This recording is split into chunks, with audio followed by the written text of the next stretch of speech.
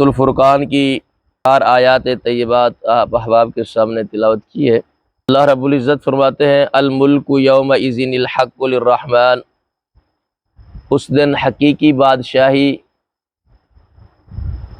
صرف اور صرف رحمان ہی کی ہوگی۔ وَكَانَ يَوْمًا عَلَى الْكَافِرِينَ عَسِيرًا، اور کافروں پر وہ بہت مشکل دن ہوگا۔ اب یہاں سے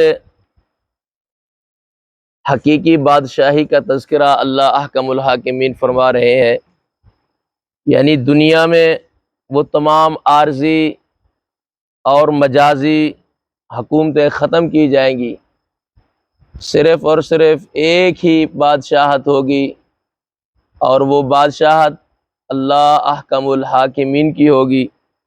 ہر لحاظ سے ظاہراً باطناً